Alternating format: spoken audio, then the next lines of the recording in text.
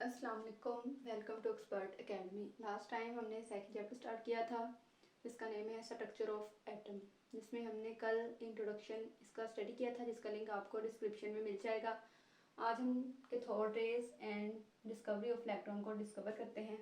तो सबसे पहले जिस साइंटिस्ट ने कैथोड रे को स्टडी किया उनका नेम है sir William Cock. Sir William Cock ने कैथोड रेज को डिस्कवर किया है।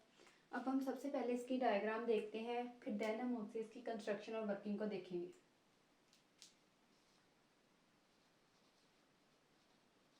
डायग्राम में सबसे पहले उन्होंने एक डिस्चार्ज ट्यूब ली थी जो ग्लास की बनी हुई थी। एक डिस्चार्ज ट्यूब ली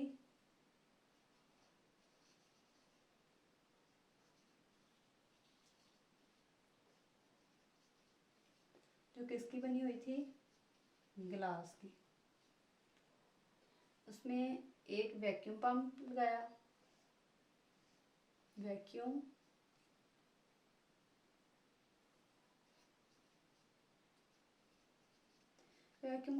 पंप का काम होता है जो डिस्चार्ज ट्यूब में हवा का प्रेशर है उसको मेंटेन रखना, कि जो इजाफी हवा होती है डिस्चार्ज ट्यूब में उसको बाहर निकालना। देन उसने दो इलेक्ट्रोड लिए,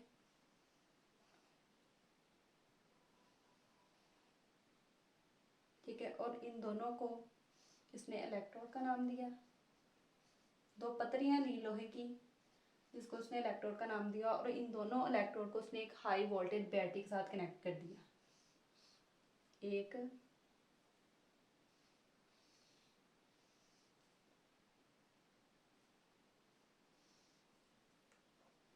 आपको पता है बैटरी में हमेशा एक छोटी लाइन लगाते हैं और एक बड़ी।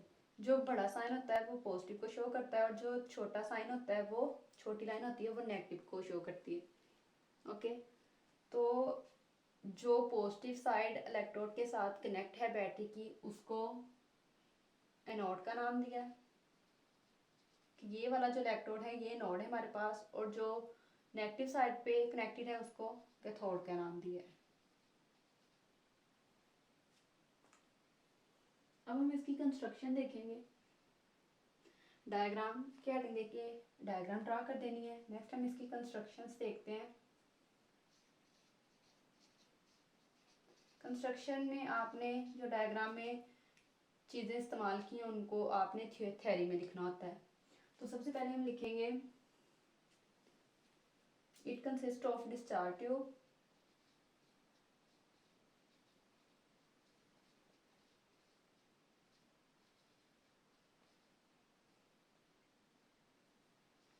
discharge tube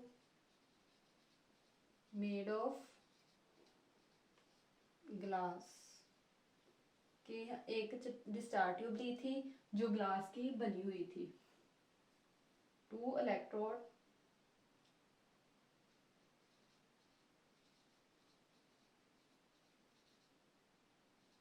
इसमें वन एनोड एंड अदर क्या था, कैथोड।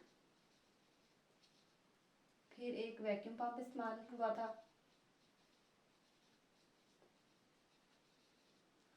और लास्ट में एक हाई वोल्टेज बैटरी थी हमारे पास, हाई वोल्टेज बैटरी। आपने इसकी कंस्ट्रक्शन में ये बातें लिख देनी है कि सबसे पहले एक डिस्चार्ज ट्यूब ली थी उस साइंटिस्ट ने, और उसने क्या किया था, जो डिस्चार्ज ट्यूब थी वो ग्लास की बनी हुई थी। मैंने एक वैक्यूम पंप लिया, वैक्यूम पंप का मैंने फंक्शन आपको बता दिया कि क्या होता है, जो डिस्चार्ज ट्यूब में हवा होती है उसको बाहर निकालना होता है। देन उसने दो इलेक्ट्रोड लिए, उनको हवाई वोल्टेज बैटरी के साथ कनेक्ट कर दिया। जिस टर्मिनल को उसने पॉजिटिव के साथ कनेक्ट किया था उसको उसने एनोड का नाम दे दिया, और जिसको उसने नेगेटिव के साथ कनेक्ट किया था उसको उसने कैथोड का नाम दे दिया। हम इसकी वर्किंग देखते हैं कि इसमें काम कैसे हुआ, कि जो रेज हैं कैथोड रेज कैसे बनी या इलेक्ट्रॉन किस तरह डिस्कवर हुए। तो नेक्स्ट हम इसकी वर्किंग की बात करते हैं। इसकी वर्किंग में सबसे पहला स्टेप क्या है कि वैक्यूम पंप क्या करेगा, अंदर वाली हवा को बाहर निकाल देगा। और उस हवा को, आपको पता है जो हवा का प्रेशर होता है ना, होता है 1 atm। और वैक्यूम पंप ने क्या करना होता है, उस हवा को 10⁻⁻4 atm करना होता है कि 10 गुना हवा उस डिस्चार्ज ट्यूब में से बाहर निकालनी होती है। ठीक है, तो ये इस हवा के प्रेशर को क्या कर देता है, 10⁻⁻4 atm। तो यहाँ पे हम लिखेंगे by using vacuum pump, by using vacuum pump and maintain the pressure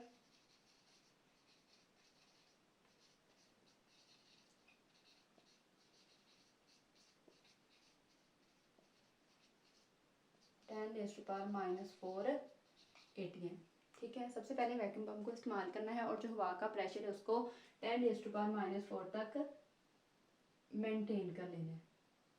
then क्या करना है, जब आप वोल्टेज अप्लाई करेंगे, वोल्टेज अप्लाई करने से क्या होगा कि जो कैथोड्स वाली साइड है वहाँ से कुछ रेज निकलेंगी और वो क्या करेंगी, ट्रेवल करेंगी एनोड की तरफ। यहाँ से कुछ रेज निकलेंगी जब हम वोल्टेज अप्लाई करेंगे और वो मूव करेंगी एनोड की तरफ। अब ये रेज निकल कहाँ से रही हैं, कैथोड से, और जा किस तरफ रही हैं, एनोड की तरफ। तो हम लिखेंगे by apply voltage and rays are produce. जब हम वोल्टेज अप्लाई करेंगे तो उसके नतीजे में क्या होगा, हमारे पास रेज प्रोड्यूस होंगी विच मूव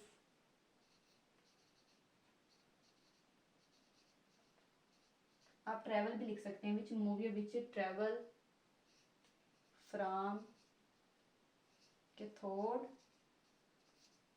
टू एनोड। जो कहाँ से ट्रेवल कर रही है, जो कैथोड से एनोड की तरफ ट्रेवल कर रही हैं। अब देखें, इन जो रेज हैं, हमने कहा था कि इस पे नेगेटिव चार्ज है और इस पे पॉजिटिव चार्ज है। अब जो ये रेज हैं इनके ऊपर नेगेटिव चार्ज, आपको पता है कि जो ऑपोजिट चार्ज होते हैं वो हमेशा क्या करते हैं, अट्रैक्ट करते हैं। तो इस पे पॉजिटिव चार्ज है, यहाँ से निकल रही है, इनके ऊपर नेगेटिव चार्ज है, तो ये पॉजिटिव की तरफ जा रही हैं, इसलिए इनको कैथोड रेज कहते हैं, क्योंकि ये कैथोड से इनको डिस्कवर किया है। जो रेज हैं कैथोड से ट्रेवल करके नॉर्थ की तरफ जा रहे हैं, इनको कैथोड रेज इसलिए कहते हैं क्योंकि ये कैथोड से पैदा हुई हैं। ओके, फिर एक साइंटिस्ट थे जे थॉमसन, उन्होंने इन जो कैथोड रेज थी इनकी E/mf वैल्यू फाइंड आउट की, जो किसके इक्वल थी, इलेक्ट्रॉन्स के इक्वल थी, क्योंकि इलेक्ट्रॉन पे भी नेगेटिव चार्ज होता है। इन ये कैथोड से प्रोड्यूस हुई थी, इनके ऊपर नेगेटिव चार्ज था, इसलिए इनको हम डिस्कवरी ऑफ इलेक्ट्रॉन भी कहते हैं कि इलेक्ट्रॉन को हम इस तरह से डिस्कवर करते हैं। ओके, तो आपने सेम, अगर ये वैसे मोस्टली शॉर्ट क्वेश्चन आता है, इसमें से डिफरेंट एमसीक्यूज आते हैं, वो मैं यहाँ पे आपको बता देती हूँ। और आपको कि थोड़ी देर पे नोट भी आए, ये शॉर्ट क्वेश्चन आए, तो आप यही पॉइंट लिखेंगे। सबसे पहले आप बताएंगे, उसके डायग्राम बनाएंगे, देन उसकी वर्किंग कंस्ट्रक्शन लिखेंगे, देन उसकी वर्किंग लिखेंगे। तो जो सबसे मेन एमसीक्यूज आपसे पूछा जाता है कि किस साइंटिस्ट ने कैथोड रेज को डिस्कवर किया और डिस्कवरी ऑफ इलेक्ट्रॉन, तो ये है सर विलियम कॉर्क, इन्होंने डिस्कवर किया था। ओके, ये मोस्ट इम्पॉर्टेंट एमसीक्यूज है। ये आपसे ये पूछ लिया जाता है कि डिस्चार्ज ट्यूब के अंदर जो प्रेशर होता है वो कितना होता है, तो आपको पता होना चाहिए 10⁻⁻4 atm। जो डिस्चार्ज ट्यूब होती है उसमें इतना प्रेशर होता है। और जो एमसीक्यू पूछ लिया जाता है वो मोस्ट इम्पॉर्टेंट क्वेश्चन भी होता है, क्वेश्चन भी दे देते हैं कभी कभार, और कभी कभार आपसे एमसीक्यू भी पूछ लेते हैं कि जो रेज होती हैं डिस्चार्ज ट्यूब के अंदर उसकी नेचर कैसी होती है। तो वो कैसी होती है, आपको पता है कि वो कैथोड से ट्रेवल कर रही है नॉर्थ की तरफ, उनके ऊपर कौन सा चार्ज है, तो आपको पता होना चाहिए कि उनके ऊपर नेगेटिव चार्ज है। जस्ट एक वर्ड का इसका आंसर है, तो इसको लिखने में गलती नहीं करनी कि डिस्चार्ज ट्यूब में जो रेज होती हैं उनकी नेचर कैसी होती है, उन पर नेगेटिव चार्ज होता है। ओके, अल्लाह हाफिज़।